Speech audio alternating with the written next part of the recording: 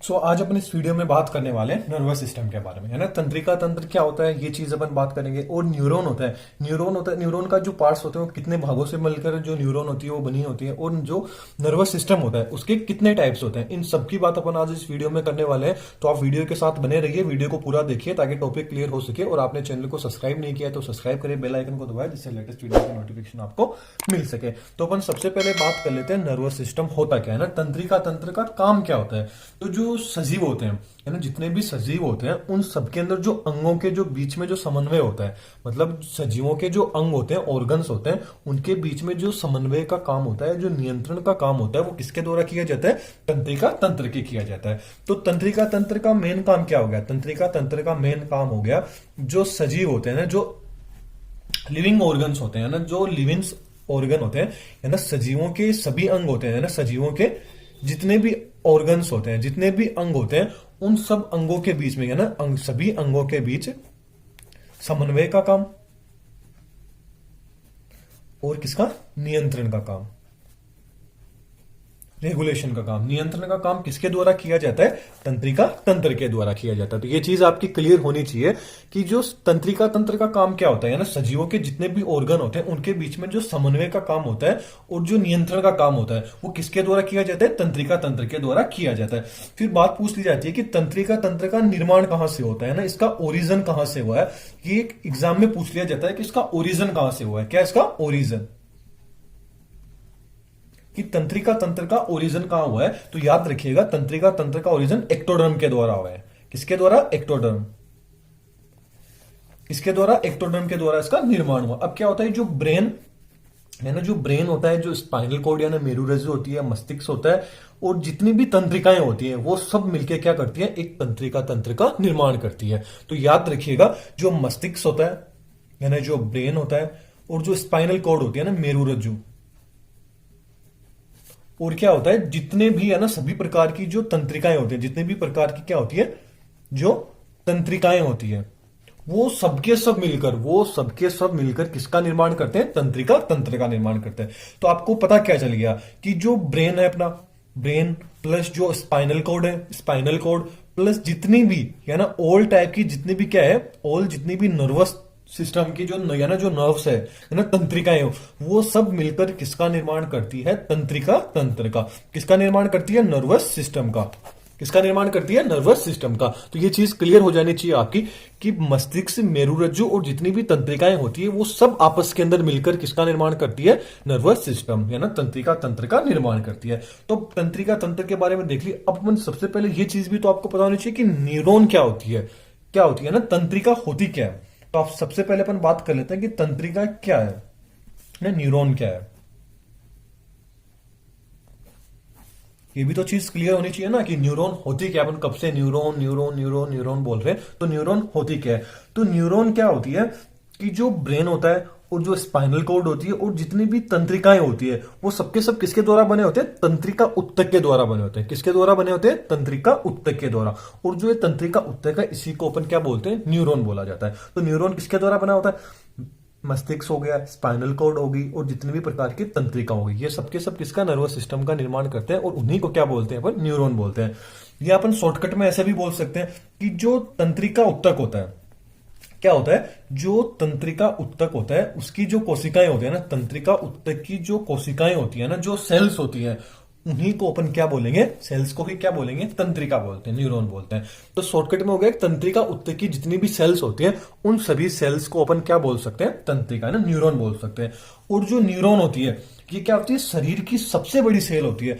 अब आपसे पूछ लिया जाता है कि शरीर की, है ना, बॉडी की, है ना, बॉडी की सबसे बड़ी सेल, बॉडी की सबसे बड़ी सेल कौन सी होती है? तंत्रिका, है ना, न्यूरॉन होती है। ये चीज भी आपको पूछ ली जाती है कि बॉडी की सबसे, ह्यूमन बॉडी की सबसे बड़ी सेल कौन सी होती है? न्यूरॉन होती है। अब क्या होती है, जो न्यूरॉन का जो निर्माण होता है, इसका जो फॉर्मेशन होता है वो केवल एक ही बार होता है, मतलब वन टाइम, एक ही बार इसका निर्माण होता है। इसका मतलब क्या हो गया कि न्यूरॉन के अंदर सेल डिवीजन नहीं पाया जाता है। न्यूरॉन के अंदर सेल डिवीजन क्या होता है? अब्सेंट होता है, अनुपस्थित होता है। तो ये चीज याद रखिएगा, बहुत बार क्वेश्चन पूछ लिया जाता है, कंफ्यूज हो जाता है, क्वेश्चन पूछ लिया जाता है कि क्या न्यूरॉन के अंदर सेल डिवीजन पाया जाता है, ऐसे भी क्वेश्चन पूछ लिया जाता है निम्न में से कौन सा है जिनके अंदर सेल डिवीजन नहीं पाया जाता है। बहुत सारे एग्जाम्पल दे दिए, उनके अंदर एग्जाम्पल दे दिया न्यूरॉन। तो न्यूरॉन के अंदर क्या होता है, सेल डिवीजन यानी कोशिका विभाजन की क्षमता नहीं पाई जाती है ना, कोशिका विभाजन नहीं होता है, मतलब ये केवल एक ही बार न्यूरॉन का निर्माण होता है, फिर इनका निर्माण नहीं होता है। तो ये न्यूरॉन के बारे में। अब क्या होता है, न्यूरॉन के 3 भाग होते हैं। न्यूरॉन के कितने भाग है, 3 भाग होते हैं न्यूरॉन के। न्यूरॉन के 3 भाग कौन कौन से हो गए, नाम बता देता हूं, फिर डिटेल में बात करेंगे। पहला जो आता है साइटोन। न्यूरॉन के 3 भाग है, पहला साइटोन, दूसरा डेंड्रोन, तीसरा एक्सोन, है ना, जिसको अपन तंत्रिकाक्ष भी बोलते हैं। तो न्यूरॉन के कितने भाग हो गए, 3 भाग हो गए। कौन से साइटोन, डेंड्रोन एंड एक्सोन। ठीक है, अब इनके बारे में डिटेल में बात कर लेते हैं कि ये होते क्या है, इनका नॉर्मल फंक्शन क्या होता है, इनको क्या चीज है। तो सबसे पहले अपन बात कर लेते हैं साइटोन की। न्यूरॉन के 3 भाग हैं, उनमें से पहला भाग देख लेते हैं साइटोन, कि साइटोन होता क्या है। तो अब सबसे पहले आपको न्यूरॉन का डायग्राम भी पता होना चाहिए। तो सबसे पहले मैं आपको डायग्राम बता देता हूं। देखिए, न्यूरॉन का अपन डायग्राम देख लेते हैं। नॉर्मल ऐसे डायग्राम बना रहा हूं, अच्छा नहीं बने तो आप देख लीजिएगा। ये अपने एक बार ऐसे ही न्यूरॉन का क्या ले लिया, डायग्राम ले लिया। ठीक है, ये क्या आ गया अपने न्यूरॉन का डायग्राम। ये बीच में क्या आ गया, केंद्रक आ गया, न्यूक्लियस। ये क्या आ गया, केंद्रक न्यूक्लियस आ गया। ये क्या आ गया अपना, साइटोन, कोशिका। ये क्या आ गया, साइटोन। ये क्या आ गया इनके, डेंड्रोन। ये क्या है, डेंड्रोन, जिनको मैं डेंड्रोइड्स भी बोलते हैं। क्या है, डेंड्रोन। और ये क्या आ गया अपना, एक्सोन, या ना तंत्रिकाक्ष। ये क्या आ गया, एक्सोन, तंत्रिकाक्ष। और इनको क्या बोलते हैं, ये जो बिंदियां सी यहां पे लगी हुई है, इनको क्या बोलते हैं, इनको बोलते हैं टीलियोडेंड्रोन।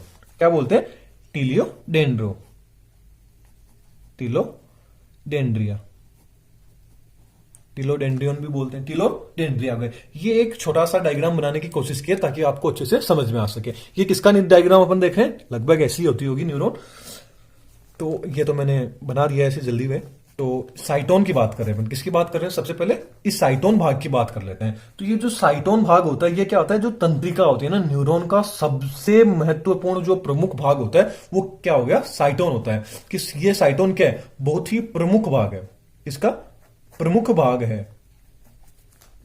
कोशिका का क्या है, ये न्यूरॉन का क्या है, तंत्रिका का क्या प्रमुख भाग है। और इसके अंदर क्या होते हैं, छोटे छोटे कण। आप देख रहे हैं डायग्राम में मैंने बनाया, ये छोटे छोटे जो कण पाए जाते हैं, इन कणों को क्या बोलते हैं, निसील कण बोला जाता है। इन कणों को क्या बोलते हैं, इसके अंदर ये जो आप कण देख रहे हैं, इन कणों को क्या बोलते हैं, निसील कण बोला जाता है। निसील कण क्या बोला जाता है, निसील कण, जिनको निसेल कण भी आपने नाम सुना होगा। नाम तो चलिए बात होगी। तो साइटोन के अंदर ही क्या होते हैं, निसील कण पाए जाते हैं। और ये जो निसील कण होते हैं, ये कण किसके बने होते हैं, ये भी चीज पूछ ली जाती है कि जो निसील साइटोन के अंदर जो निसील कण पाए जाते हैं, उस निसील कण किसके द्वारा बने होते हैं, ये बने होते हैं अपने आरएनए एंड प्रोटीन के बने होते हैं। किसके बने होते हैं, आरएनए एंड प्रोटीन के निसील कण बने हुए होते हैं। अब बात कर लेते हैं डेंड्रोन, ये तो साइटोन के बारे में। अब डेंड्रोन क्या होता है, सेकंड भाग आ जाता है डेंड्रोन। कि डेंड्रोन होता क्या है, डेंड्रोन क्या होता है, साइटोन के ऊपर क्या है, छोटे छोटे पर्वत देख रहे होंगे आप। और यदि आपने, ये तो मैंने नहीं बनाए, ऐसे पर्वत निकले होते हैं साइटोन के, जो छोटे छोटे पर्वत होते हैं, यानी जो पर्वत रूप में निकले होते हैं, उनको क्या बोलते हैं, ये जो इनका अंतिम भाग है, इनको क्या बोला जाता है, डेंड्रोन बोला जाता है। और डेंड्रोन का काम क्या होता है, इनका काम होता है एक न्यूरॉन से दूसरे न्यूरॉन, यानी एक जो न्यूरॉन होता है उसका जो दूसरा साइटोन होता है। अब ये न्यूरॉन, अब इसके आगे जैसे कोई दूसरा न्यूरॉन का ये भाग है, इस भाग के आगे जो न्यूरॉन जुड़ेगा, तो यहां से सूचना किस में जाएगी, एक्सोन में जाएगी, तंत्रिकाक्ष में जाएगी। यहां से कहां जाएगी, टीलियोडेंड्रोन। और टीलियोडेंड्रोन से कहां जाएगी, आगे जो साइटोन है, साइटोन के तो बाद में आएगा, पहले कहां आ रहा है, डेंड्रोन भाग आएगा, क्योंकि यहां पे जो डेंड्रोइड भाग ही तो जुड़ेगा। आगे जो तंत्रिका, आगे जो जुड़ेगी, आगे जो तंत्रिका बनेगी, उसका डेंड्रोइड जो भाग होगा पहले जुड़ेगा। तो कहां जाएगी सूचना, कहां जाती है, सबसे पहले दूसरे न्यूरॉन के डेंड्रियन से साइटोन तक ले जाने का काम कौन करता है, डेंड्रियन सूचनाओं को आगे ले जाने का काम करता है। फिर बात कर लेते हैं एक्सोन का।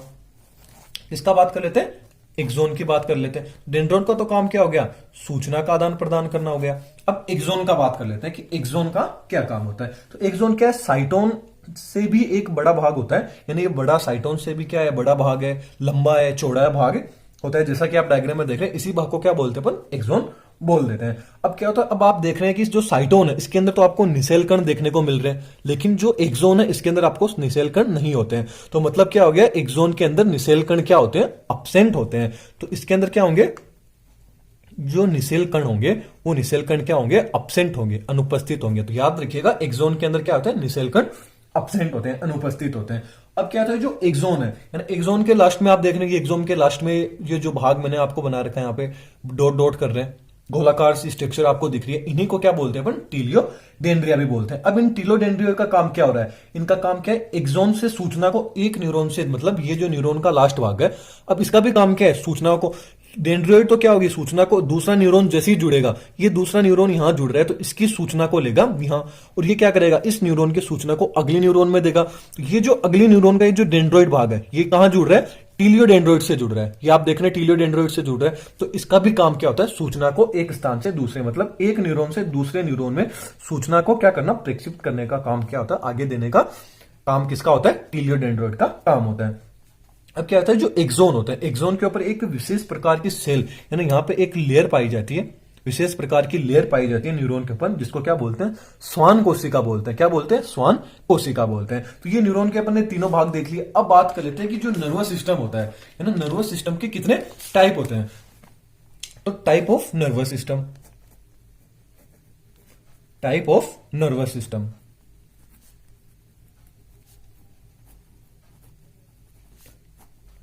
टाइप ऑफ नर्वस सिस्टम, यानी नर्वस सिस्टम के टाइप देख लेते हैं। तो नर्वस सिस्टम के कितने टाइप्स होते हैं, नर्वस सिस्टम के मेनली 3 टाइप्स है ना, नर्वस सिस्टम को मेनली 3 भागों के अंदर बांटा गया है। और वो 3 भाग कौन से उनकी बात कर लेते हैं। तो पहला तो आ जाता है सीएनएस यानी सेंट्रल नर्वस सिस्टम, कौन सा, सेंट्रल नर्वस सिस्टम।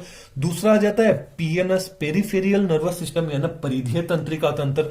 तीसरा आ जाता है एएनएस, तीसरा कौन सा आ जाता है, एएनएस क्या ना, ऑटोनोमस नर्वस सिस्टम यानी स्वायत्त तंत्रिका तंत्र। तो नर्वस सिस्टम के टोटल कितने भाग हो गए, 3 भाग हो गए, टोटल 3 भाग है सीएनएस। तो सबसे पहले मैं आपको सीएनएस के बारे में डिटेल में नहीं बताऊंगा, इन तीनों के बारे में मैंने अलग से वीडियोस बना रखी है, सीएनएस के बारे में, पीएनएस के बारे में, एएनएस के बारे में, तीनों के बारे में यदि डिटेल में बताने पड़ जाऊंगा तो क्या पता है वीडियो कितनी बड़ी, अभी भी पता नहीं है वीडियो कितनी बड़ी हो रही है, लेकिन फिर भी क्या पता और बड़ी हो जाए। तो इनकी अलग से एकदम डिटेल में इन तीनों को समझा रखा है, तो वो वीडियो भी आप देख के आए। वैसे बताऊंगा तो मैं इसी के अंदर, लेकिन इनके अंदर अपन शॉर्ट रूप में चलेंगे। उनकी वीडियो की लिंक है वो आपको नीचे डिस्क्रिप्शन में ऊपर आई बटन में दे दी जाएगी, वहां से आप देख सकते हैं। तो सबसे पहले बात कर रहे हैं सीएनएस के बारे में। तो सीएनएस का काम क्या होता है, यानी सेंट्रल जो नर्वस सिस्टम है इसका काम क्या होता है, सूचना को लेता है, सूचना को प्राप्त करता है और उसके प्रति जो प्रतिक्रिया होती है उसको देने का काम करता है, यानी सूचना को ग्रहण करेगा। ये न्यूरॉन के द्वारा सूचना इस न्यूरॉन में आ रही है, मतलब इस न्यूरॉन से सूचना इस न्यूरॉन में आ रही है, ठीक है। अब ये जो सूचना लेगा उस सूचना के रूप में अपन को क्या काम कर रहा है, मतलब किसी ने अपने गाल पे एक खींच के चपाटा मार दिया, फिर अब अपन को क्या करना है, उसको वापस मारना है, उसके प्रति क्या प्रतिक्रिया देनी है अपन को, वो सबका सब काम किसके द्वारा किया जाता है, सीएनएस के द्वारा, केंद्रीय तंत्रिका तंत्र के द्वारा ये काम किया जाता है। और इसके 2 भाग होते हैं, सीएनएस को भी 2 भाग होते हैं। कौन कौन से भाग हो गए, एक तो ब्रेन हो गया, सीएनएस के अंदर भी कौन आ जाता है, एक तो ब्रेन आ जाता है ना, मस्तिष्क आ जाता है, दूसरा मेरुरज्जु यानी स्पाइनल कॉर्ड।